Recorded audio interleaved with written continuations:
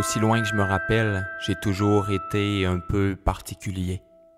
À l'école, alors que la maîtresse nous apprenait à compter, elle a réalisé que déjà je multipliais des nombres plus longs que des 1000 pattes. Ma tête était pleine de nombres, ils avaient toujours été là. Je suis un monstre et je le sais, différent. Mais en plus d'être un monstre, je suis vide. En moi, aucun désir, aucune vie, aucun élan vital.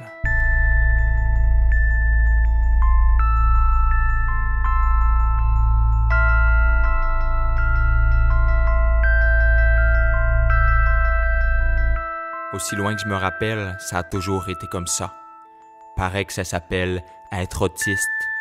Mais aussi certain que E égale MC2, je sais que mon destin est écrit et qu'il m'apparaîtra un jour dans toute sa cohérence.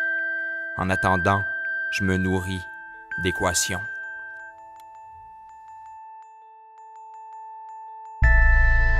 La vitesse est égale à la distance divisée par le temps.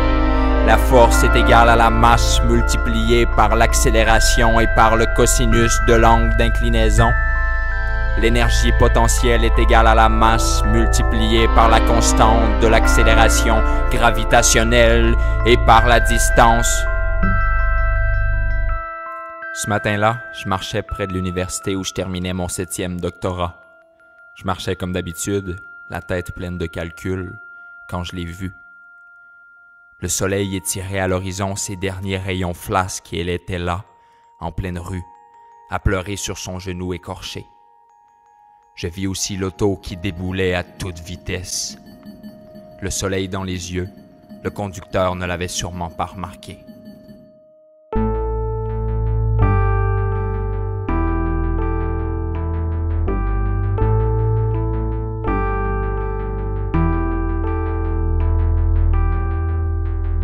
Alors le calcul m'apparut lumineusement. Le poids de la voiture, une asiatique légère, son accélération, sa puissance et la friction. Je calculais aussi ma masse, l'impulsion que je pourrais produire. La solution m'apparut. Envahi d'une énergie nouvelle, pour la première fois de ma vie, mu par un élan vital, je me précipitai devant la roue droite de l'automobile, infléchissant sa trajectoire, juste un peu, juste ce qu'il fallait pour sauver la jeune fille. Pour eux, je suis mort en héros, un autre Christ moderne mort en vedette. Mais moi je sais que j'ai vécu, enfin.